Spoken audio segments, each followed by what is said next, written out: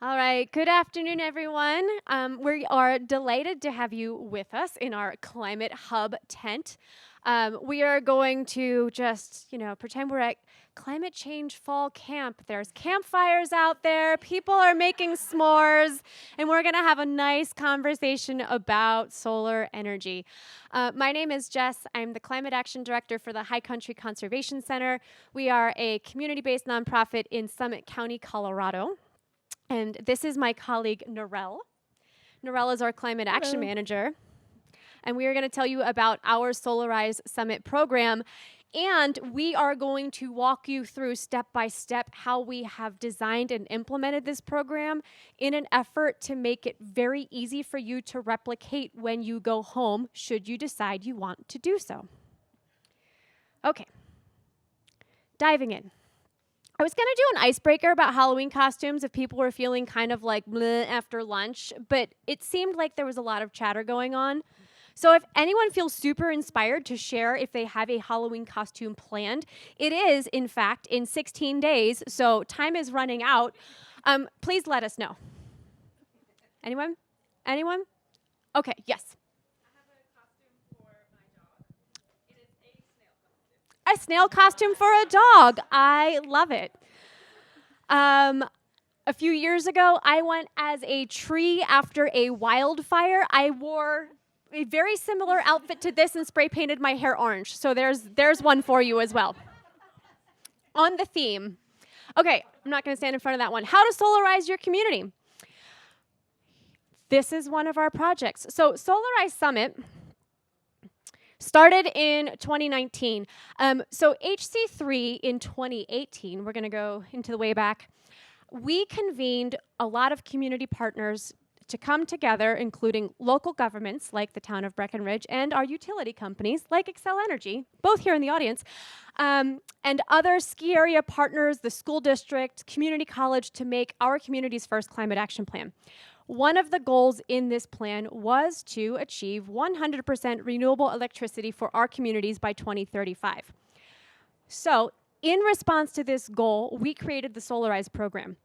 We know that the Solarize program alone is not going to get us to this goal. We are very fortunate to have a utility company that is rapidly increasing the amount of renewable electricity on its grid. This is great. Solarize is a way for folks who want to get engaged to participate in this process and help us meet our climate action goals sooner. So this is I hope you all can see it. This is our 5-year impact. This is 2024 year to date. We don't yet have all of the systems in our database yet, but we have worked with over 270 households. Collectively, they have installed over 2 megawatts of solar capacity.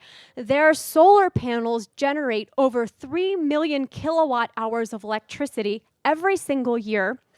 We have provided over $400,000 in local rebates, which we will talk about.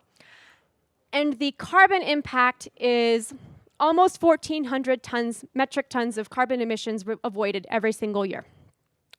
Every single year, for the next 20 years, for the life of the solar panels, which is wonderful. We're really proud of this. We're really proud of it because before we started the Solarize program, I was writing these numbers down, and I only have them for 2017 and 2018, so not a ton of historical data to go on. In 2017, across Summit County, there were 12 residential rooftop systems installed in Xcel territory. We do have another utility that provides some. This is the data that we have. 12. There were 12. Through Solarize, we're seeing an average of about 50 a year getting installed through this program alone. So thanks, Blair. So Blair up front happens to work for our utility, Xcel Energy. So if you see me pointing over there and talking about Xcel, that's why. So this is really great. In 2018, there were 19. We had 52 this year. In 2017, I mentioned there were 12. It was 76 kilowatts of capacity. In 2018, it was 134. This year, in 2024, we have installed 406.5 kilowatts of solar on people's rooftops.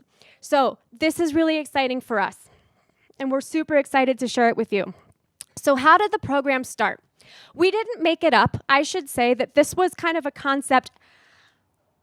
It was being shopped around by Solar Energy International. They're based out of a small town in Colorado called Paonia. I feel like it was a DOE program, but I want to give credit where credit is due. We did not make it up, but we ran with it. So the first thing we did is we had these different working groups that came out of our climate action plan. And we had a renewable energy working group, and we sat down with them and asked what we wanted to do. So we talked about doing some sort of program for rooftop solar. So our working group, they were our stakeholders, and it was a lot of our local government partners. So when we tried to figure out how we wanted to create this program, they were in the room with us talking about how they could help, how they could contribute time, how they could contribute outreach resources, and importantly, how they could contribute money. We have had a long-standing energy efficiency program in Summit County where we provide rebates for energy efficiency projects. And so as we were in the planning process for Solarize, we said, can we provide rebates for people who participate in Solarize? And our local government partners, because they really believe in this and wanted it to be successful, they said yes. And they wanted the rebates to be larger than our energy efficiency rebates. So now, everyone who participates in Solarize Summit, I'm skipping ahead to number 5, our local governments are contributing $1,650 to every project that signs a contract.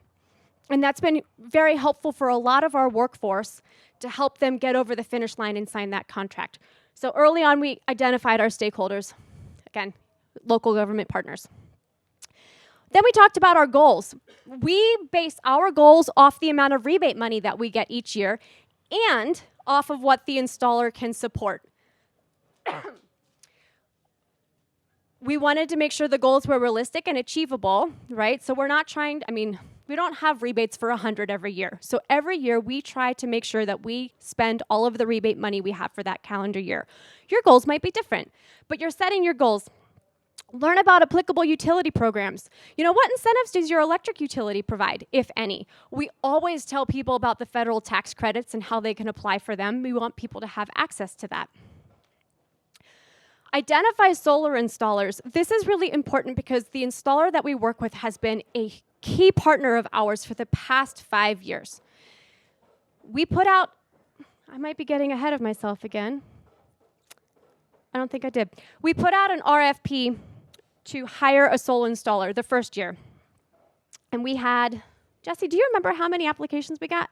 We got 2. Yeah, we got 2 applications. It was really important for us to choose an installer from our community because, as you may imagine, in a mountain town, we have a lot of snow. And so there are snow loading requirements and things like that that we wanted to make sure the installer was familiar with. We also wanted to make sure the installers were familiar with our local permitting process. So, we didn't get any applications from, but, someone from, say, like the Front Range who doesn't do, the Front Range is the, Denver area communities. If they don't know what our permitting process is or things like that, right, there's more of a learning curve for them. So we put out an RFP, and then we had a rubric for deciding which installer to choose. And we have worked with them every year since 2019. Our installer has, in fact, expanded their business because of the Solarize program. They've had to hire more staff, which was really, really wonderful. They've been very easy for us to work with. Narelle will talk more about that. So they're also a very important part of this. They believe so much in our Solarize program that they also kick in their own discount for everyone. And that discount has varied from year to year. It has been a flat few $100 discount. It has been based off of a percentage of, the system size that people install. But they've worked through it and they've been wonderful to work with. So with their discount, with our local government discount, and then whatever applicable utility incentives you might have, you can put together your incentive package for your community. Okay. Things that I didn't mention that I had written down on my sheet of paper. when you think about your goals, like I mentioned, is it number of people? Is it capacity? Are you trying to double your capacity? You can set your goal however it works for you. And then how are you going to track and measure success? That's really important to think about ahead of time so that as you track, and Narelle can show you how we track, you are collecting the data that you need. Okay. I think it's Narelle's turn. Awesome.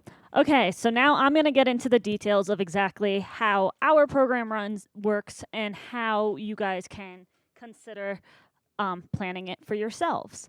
And so first up is planning your enrollment process. And the first thing that we have is our enrollment form. And I'm not going to go through all these documents, but they will be available for you. These are examples of everything we use. We use a Google form because what's really nice with the Google form is it connects right to Google Sheets. So every time somebody fills out that Google form, it's going right into your tracking spreadsheet, which is another form that we use. And so with that, on our enrollment form, we ask the basic questions, your contact information of first name, last name, email, phone number, address, because we work across 5 different jurisdictions. So we need to make sure we know who is in what jurisdiction so that we make sure we don't run out of rebates for those people. And so with that, once people sign up through our enrollment form, it gets shuffled over to our tracking sheet. We highlight which jurisdiction each customer is in to make it very easy for our installer. And so our tracking sheet is shared with all of our community partners and our installer as well. And from that tracking sheet, everybody gets an email from myself once they sign up, connecting them with the sales guy from the installer. And basically in that welcome email, I just say, thank you for signing up for Solarize. Here's some information. This is Clay, Holby, coming over to your house to do your free solar site assessment, and also asking them for their utility data. So this really helps our installer put a proposal together before they even get to the house and see everything, to see how much electricity they're using. And so we have created a step-by-step guide to help everybody. Hello? Sorry, not close enough. So we have a step-by-step guide on how to get the correct utility data that our installer needs to be able to start that proposal. And so once that connection's made through the welcome email and the customer sends back their utility data, then our solar installer pretty much takes it from there. At that point, they go out, they do the site assessment, create the proposal, see if they want to move forward or not. And at that point, what you really need to think about is more about the campaign. So we run our campaign from about February 15th through June 31st.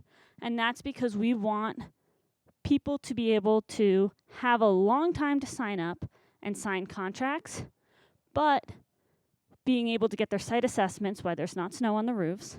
So that's that late February, early March when stuff's starting to melt.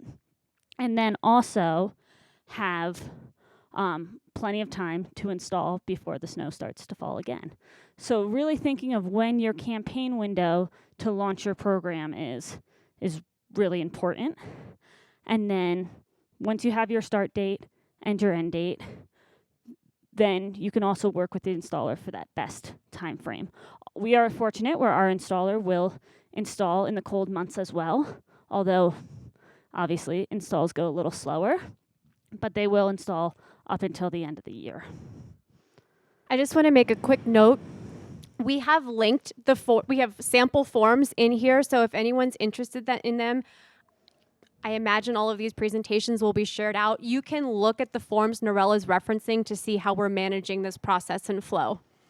Yeah, and so kind of going back to those different forms in the tracking sheet, how we have the tracking sheet organized is all the enrollments come in, and then we have it separated by jurisdictions in different tabs, and each of those jurisdictions show how many rebates they're giving. So once a contract is signed, that guarantees a rebate from us. And so that's how we do a good job tracking that. And just to chime in, I mean, we do it that way simply because the town of Breckenridge is not rebating projects that are in the town of Silverthorne. So we need to keep our municipal funding separate. You know, your situation may be different. Yeah. And so for the different tracking sheet, it's very important to create one that works for you and make sure you include all the information that you'll need for processing your rebates, should you be able to give out rebates. We also, in that tracking sheet, show the status of the project. So it really helps to our local governments and ourselves know where the installer is on each project. Is it installed? Is it in the permitting process? Where is it? So it helps us keep on track. Yes, please. And then community engagement. So to have a successful Solarize campaign, you need to create a marketing campaign. We, in our area, have a local newspaper that's very widely read. So we put print ads in there. We do our local radio and also newsletters and social media has been most successful for us. And then for our outreach, we rely on our partners. Both our solar installer and our local government partners put out different outreach materials to help increase enrollments. And then another thing that I don't know if all your areas have, but something that's been very successful for us is town water bills. Has been a great area that we see a ton of signups come in through. Another thing to do is schedule those check-ins. So we have monthly check-ins with our solar installer and key partners to just keep the status of how the installs are going, if there's any setbacks, how we are managing with selling projects and hitting goals. We have seen some years where we have sold out in certain jurisdictions really fast for our rebates, and we've seen years where it's taken a lot longer and we've extended our campaign to make sure that we hit our goals. And then finally, just like I said, see different things every year, so just having that flexibility to really adjust how the campaign goes and as needed to make sure you can hit your goals.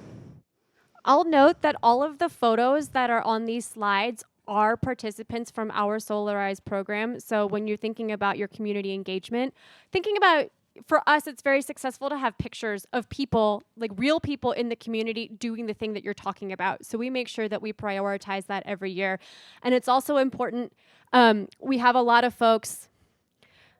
I should note that a lot of these photos are from folks in the town of Breckenridge.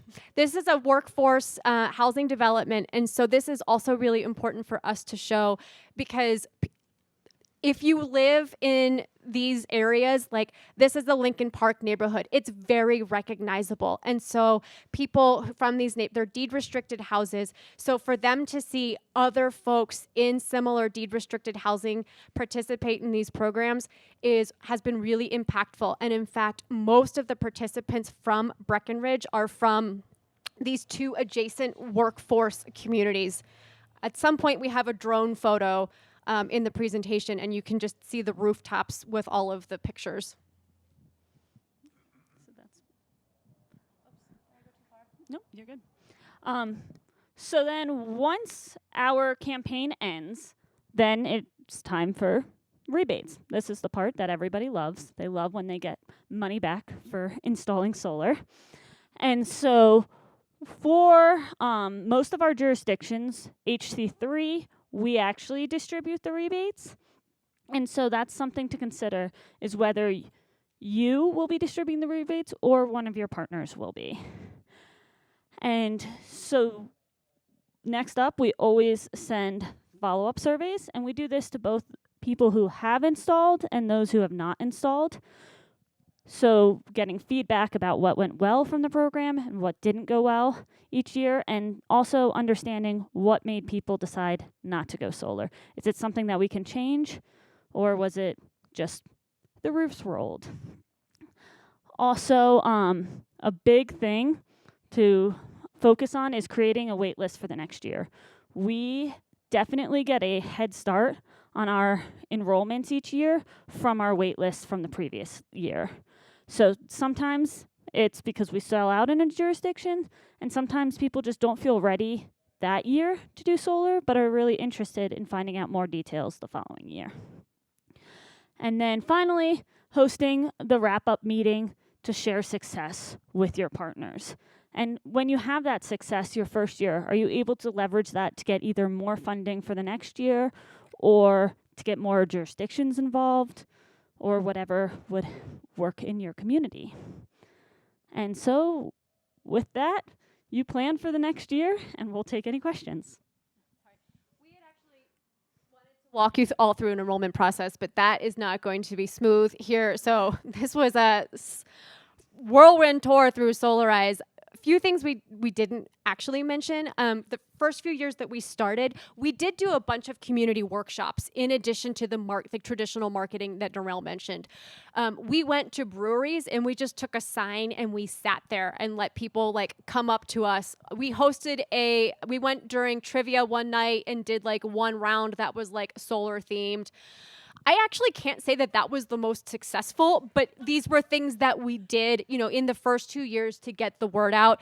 We did formal workshops with the installer where the installer came and gave a presentation about how does solar work, how do the tax credits work. Those typically saw about 40 to 50 people in attendance, so that's something that I would highly recommend for a program that's just, new and getting started. And then another thing that was really important for us to think about with marketing is not doing everything all at once. Because the installer is going out and doing site assessments for everyone, this happens every year. We're trying to meter it out, but we'll get 75 signups all at once. And so then they have 75 people to get in touch with and schedule site assessments for. So we try to really just kind of measure out the marketing so it's not this big slam all at once and then a trickle for the rest of the campaign. So, we'll ramp up a little bit. It'll die down. Maybe we'll do another push, but just kind of thinking strategically about the timing of that as well has been really important. Another thing that I did not mention was doing workshops for businesses, trying to get local businesses involved and get solar on their roofs as well. Okay. So, yes, please ask questions because this is the most important part. We'll start in the back. I'm going to stand up and use my not library voice. I wonder if you could unpack, can I do a twofer? Yeah. Can you unpack the economics a little bit of your net metering structures and how it all works and what needs to be in place for that? And then the other part of the twofer is have you looked at community solar as maybe an expanded program? Okay. Thank you. So we were fortunate. So our utility already had net metering in place. And for those who are not familiar, let me back up even more. So our utility also changed the rules recently to allow up to 200% of a household's average annual electricity consumption can be installed on the roof if they can fit it, right? There are size limitations. So there's that. People can install up to 200%. Net metering was already in place. So this is also really important, especially for people in mountain communities with winter. And everyone worries about, well, what happens? Do I need to clear the snow off my solar panels? And there are companies who will advertise, we'll come clear off the snow off your solar panels. They don't have to. And in fact, our installer has solar panels in his house, and he's like, whatever, I just let the sun heat them up, the snow sheds off, it's fine. So in the summertime, it's Colorado, we have a lot of sunshine. There are many of the systems are generating more electricity than the household needs at a time. So Excel lets them bank that excess kilowatt hour for a time later when they don't have enough solar to power their house. They take from their bank. They're pulling from the grid, but it's in their virtual solar bank, so they are not paying for it on their utility bill. That was already in place, so we were lucky. It's great. I will say that Excel also has a program that people can opt into, and they basically are selling their renewable energy credits back for a few pennies on the dollar. It's truly a few pennies on the dollar. Most people are not signing up for it because it's not providing a lot of money. Does that answer the first part of that question? I don't really have any advice for you because it was already there. For our rebates, if you are interested in that, we have each town kicks in $1,650, and then this year our solar installer is doing a 5% credit up to $1,500. So it's around a little over $3,000. Excel does not have rebates outside of net metering and paying for RECs. Community solar. So we were separately, yes, and we're not providing financial incentives for it, but there are a lot of third-party solar garden developers who are putting solar farms in the Front Range. Those of you who are now not from Colorado have learned a new geographic term.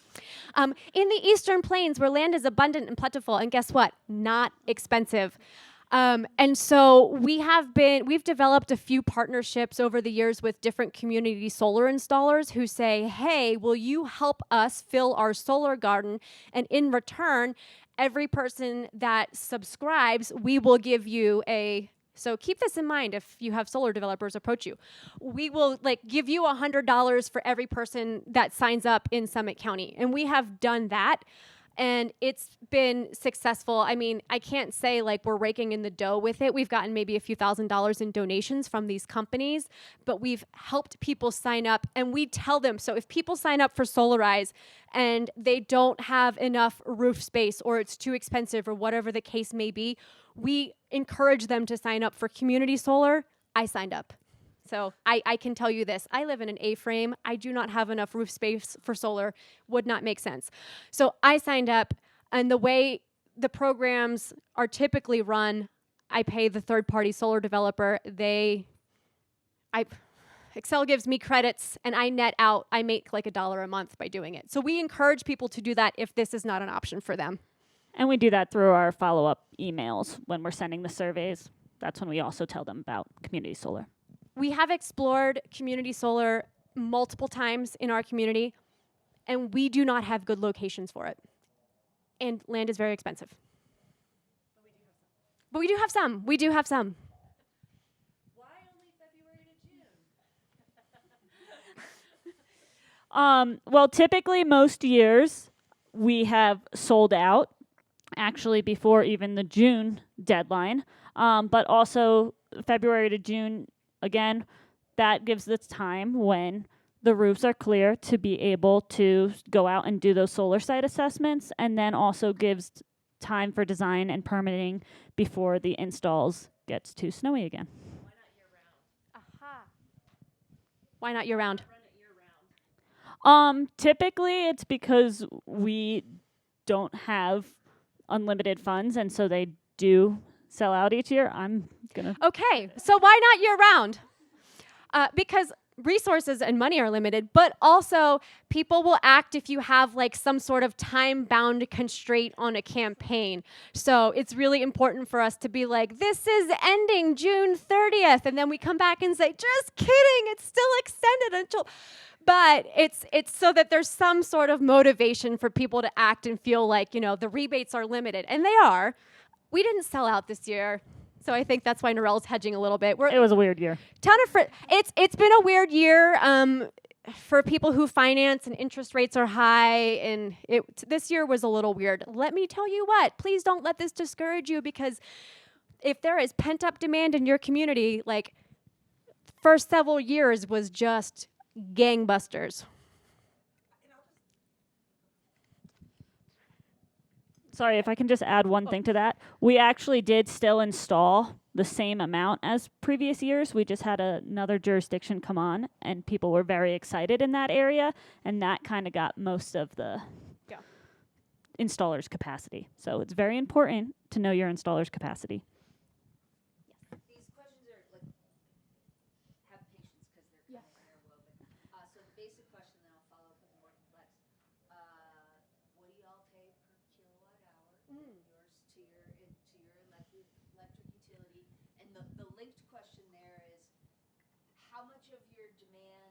from customers who want to green the planet, and how much is because they're interested in the financials of it? And I'm just asking that question because here in Jackson we have the lowest electricity rates in the country, and so the financial proposition part of the equation is super challenging. Not that that's the only reason people would be interested, but trying to understand kind of what your landscape is. About 14 cents a kilowatt hour. So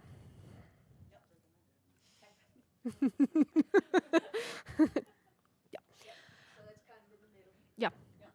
And what I would say for financial versus environmental impact,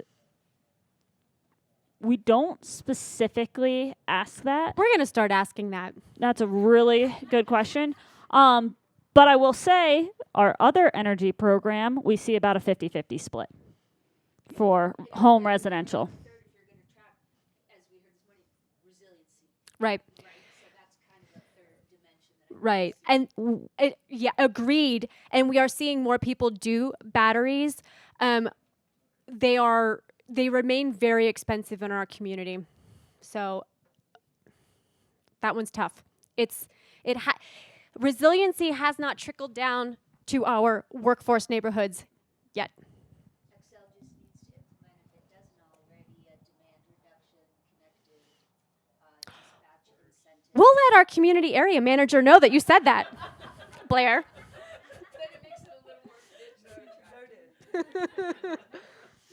Aaron. So it sounds like the rebate is the same across all the communities. Yes, thank you for pointing that out. Very important for us. I'm going to the rebate is the same across all of the communities. So every year we have a pre-planning meeting and we talk about what the rebate is going to be, and it is for us as implementers and in many cases the distributor of said rebate funding, it is very important for us to have one single message. Also for marketing. Yeah, and so Yes. yes, you're into that issue a lot. How did you get that agreement? Do you kind of like set the amount, and then like if jurisdictions want to be a part of the program, that's what they're signing up for? Like, how do you navigate that process with all the stakeholders? We're really fortunate because we have a good relationship with all of our local government partners. So it's very collaborative. And like I said, we have pre-launch meetings where we're talking to everyone about what do we want the rebates to be this year. We'll settle on the lowest common denominator to make sure that we can have that consistent marketing. And does each participating jurisdiction like say we'll fund this many? Yes. Yes, so each jurisdiction is like, okay, I have funding for 10 rebates at $16.50, and so that's how we set our goal. And when you are having the conversations about rebates, it's also very interesting to think about what's the increase year over year of getting solar installed to make sure that it's still a competitive rebate. Go ahead. How much do you see systems costing, like on a dollar per watt basis, and has that been going down over the programs? I can say like the average amount. I don't know dollar per watt, so that would just be making something up. But we see typically our like just below 8 kilowatt systems are around $25,000. It's about $3.50 a watt. It has held pretty steady.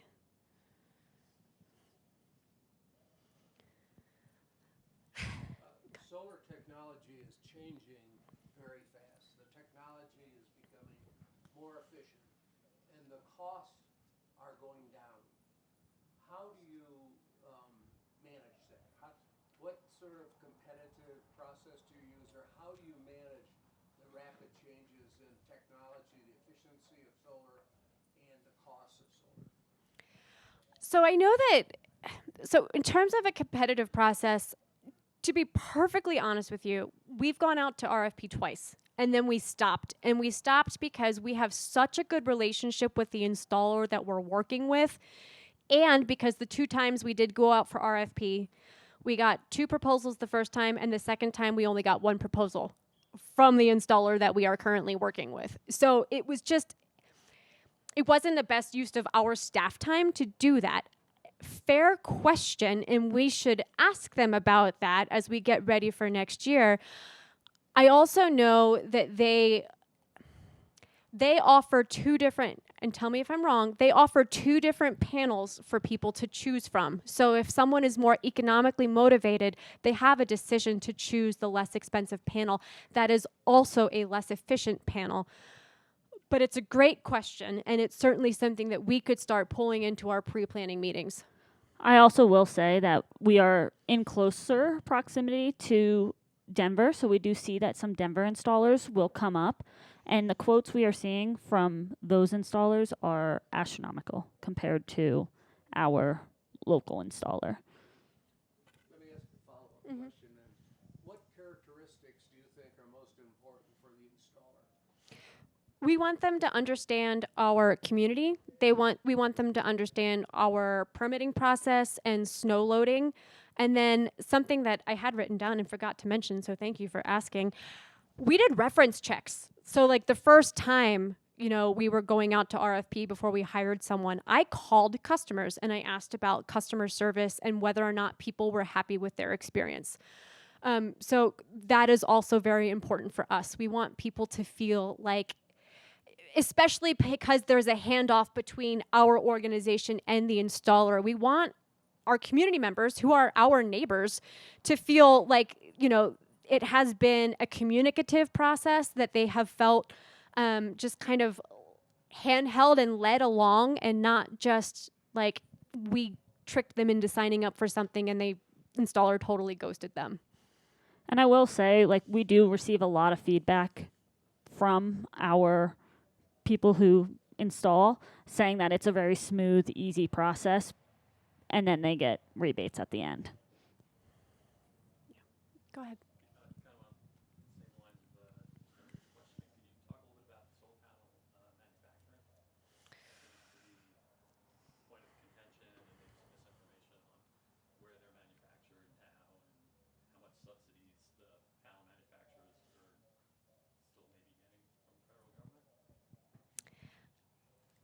No. Well, no, and it's simply because like we're kind of dealing with the community side of the program, and so we're not telling the installers what panels to use, or they are bringing that and they're doing what they usually do. However, I think their panels are made in Canada. I agree. Yeah. Certainly, and it could be, yeah, right? I mean, what we wanted to share with you all today was, our framework that you can take and tweak and, have your own perspective on, certainly. Just wondering, like, what was the directionality of developing this sort of program? Is this something that HC3 came up with and then approached the municipalities, or was it the other way around? And then follow up to that, when you're in these meetings with the municipalities at the beginning of the year, so this is just like money that they're deciding to take out of their budget to give to you all as the program administrators, and so then are they also chipping in like kind of a program facilitation fee, so you guys are... Good question. Okay, first question was, so our organization is abbreviated HC3. Did HC3 bring this to the municipalities or vice versa? We brought it to them. I did the research, figured it out, and was like, hey, I think we should do this, and they all agreed. So we have a number of programs that we as a nonprofit operate on behalf of our local governments in sort of a fee-for-service framework. And so we put together funding proposals for them every year, and Solarize rebates are included in those funding proposals. Except for Breckenridge, we are providing the rebate funding for all of the other 4 participating communities. So they give us all that money at the beginning of the year, we hold it in a liability account, and we pay it out when the systems are installed. What was the other question? Oh, do they pay us? Yes, they do. They do. It's not based on a percentage, so maybe it should be. There should be like an admin fee for the Solarize program, but they pay us for our climate action work. So we have like our climate action work, which includes administering Solarize, and then we also have a line item that we put in our proposals for the rebates. Yeah. Sure. And apologies if this is a geographically specific question, but how do you anticipate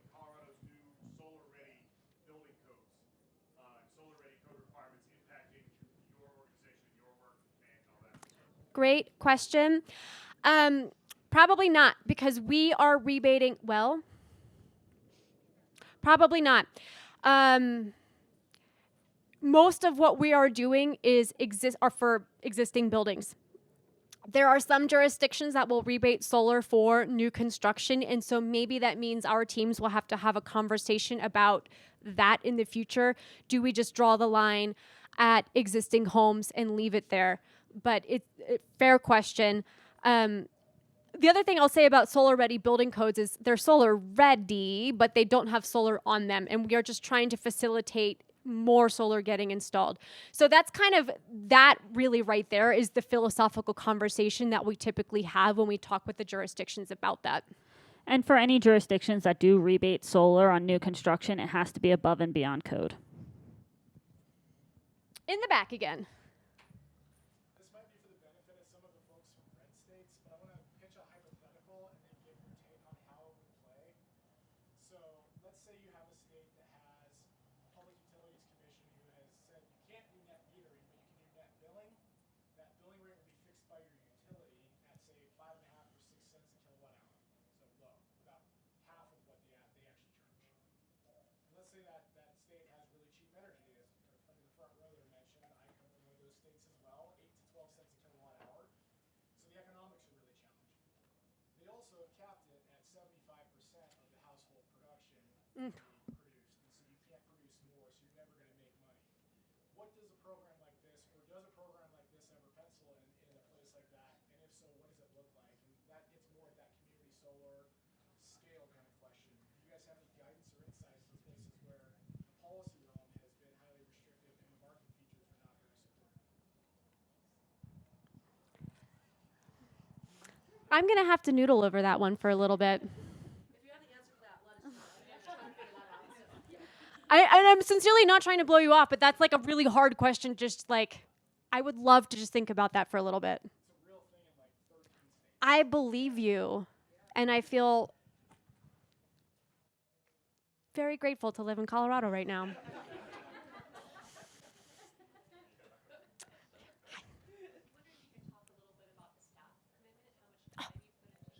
Great question.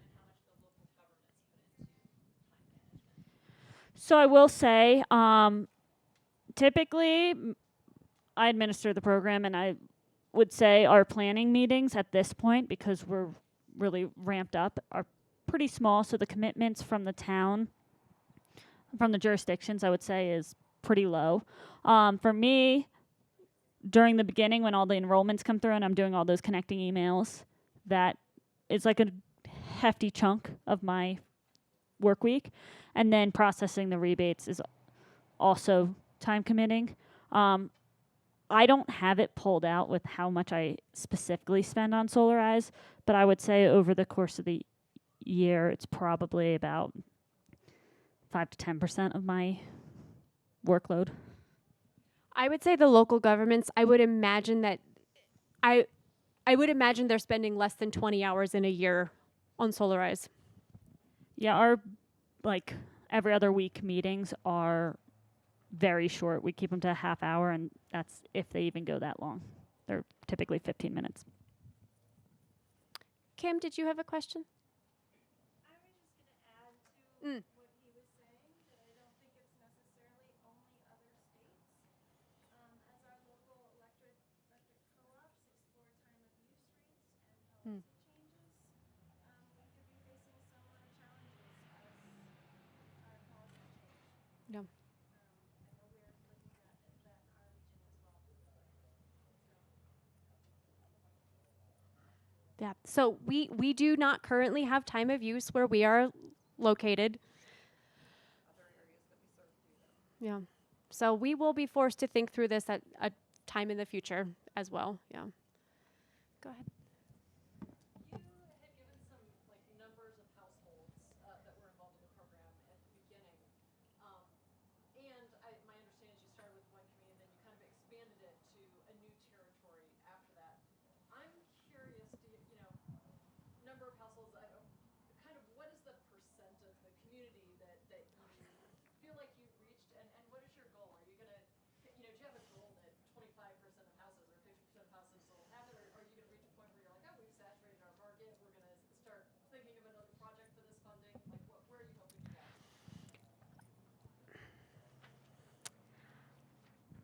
I'm going to get my calculator, I need math. Narelle's going to answer the question. I would just say on the saturation point, we are starting to see that in this community in Breckenridge, that deed restricted community. Right now, they're getting to a point where roofs are getting not like they either have to replace their roof, and they're not going to do that for a couple years, but it's not really a good time to put solar on because they're going to replace them soon. So that we're definitely starting to see that as an issue in Breckenridge has typically been one of the first jurisdictions to sell out extremely quickly, and this year was, I believe, one of the first years they did not sell out.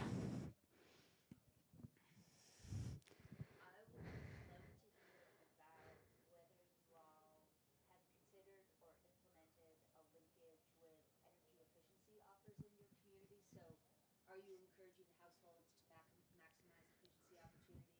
Are you also taking into account appropriate sizing for eventual heat pump installations, blah, blah, blah? Great question. So on that welcome email that goes to every single person, again, we've worked with this installer for a while, and even when they were doing our workshops in the beginning, they always pitched energy efficiency. So we have a home energy assessment program where our local jurisdictions, again, buy down the cost of a home energy assessment, but it's to $99, and our installer will actually pay that additional $99 to make it free, to encourage more people to get energy efficient, like to get assessments and do those upgrades. So yes, we definitely encourage those. Also, our rebate pool for that is separate from Solarize, so people who go solar can still make those adjustments or make those upgrades in the same year and get different rebate funding for it. And then what was your other question?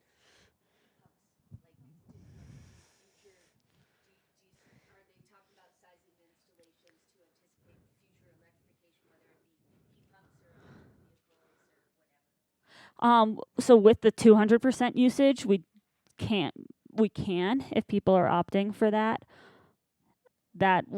We are still seeing some people who installed when it was at 100 or 120% that now are looking into heat pumps, and their system is not covering that.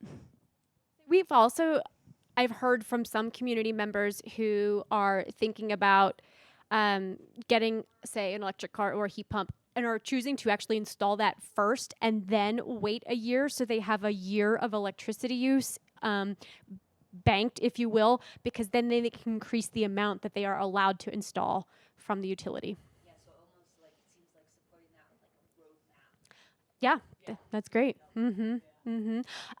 So sneak preview, we are trying this model out now with heat pumps. It takes a lot more money. So unfortunately, Jesse with the town of Breck went to another session, but we're doing this with heat pumps. We did a pilot this year. We are going to change it for heat pumps because HVAC is much more complicated than slapping some solar panels on a roof. The whole one installer thing, we're not going to do that. We're going to let people choose their own installer. It's too much of a headache. There's too many variables. For the town of Breck, and you ready for this? We signed 4 contracts this year, and we are very excited about it. 4 heat pump contracts. Our goal was 8. That's a big deal. Thank you. Our goal was 8. We started very late. It was a long planning process to figure out how you make this work for heat pumps. But our rebates, we set them first at $12,500. It was not enough. Not enough. Will you be shocked? We are in the process, sorry to interrupt you, but we are in the process of, I don't need this. We're in the process of filing with the PUC a mountain energy plan that includes $42 million in non-pipeline alternatives. And what that is anything from weatherization to replacing your furnace or whatever with a heat pump.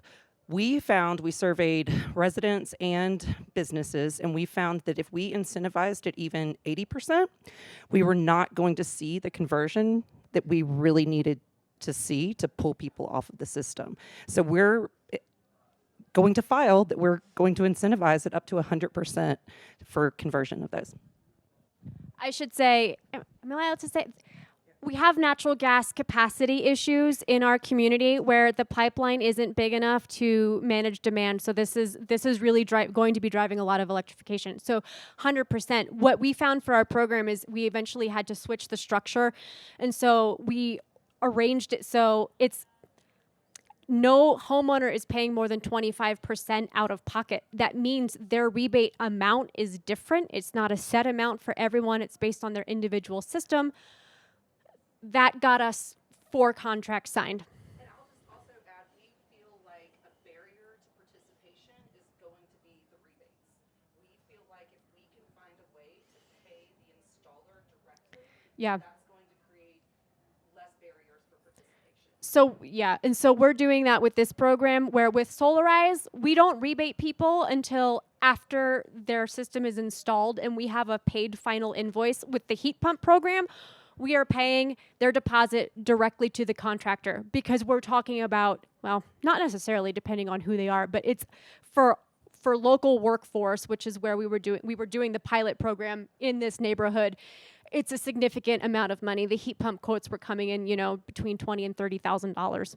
So this is just an example of us of taking our existing program and trying to tweak it and figure out how it could work for something else. And it, unfortunately, was not just a direct one-to-one, like swap out solar panels for heat pumps.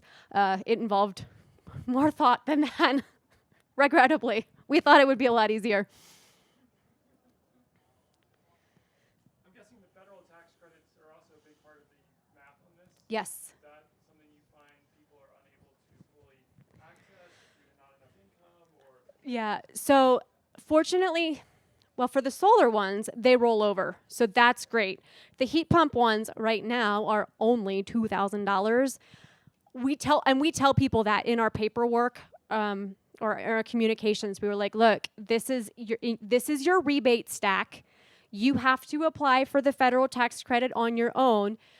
You need to know your own tax liability. Your out of pocket may be higher if your tax liability doesn't allow you to claim this credit. But it is a part of our rebate stack. Okay. If there are no further questions, and again, I am not ignoring the Idaho question in the back. It's just really hard, and I don't work in utility regulatory policy. You touched on it some with increasing load, and sometimes you can apply, I think, and say, I expect my load to increase. He's got an answer for you up here. But thank you all. And I will say that you can find Narelle and I. We left our email addresses in here. So please reach out if you're interested in trying to replicate some of this, any part of it. We would be happy to talk to you about what we've done, how we've chatted with our local elected so not elected, well, also our electeds, but also our local government staff and how we work with them to make this program. And again, I know every community and utility situation is different, but how we've been able to make it successful for us. So, And also, again, sorry for not showing those enrollment forms, but that is all clickable. And if you have any questions, reach out.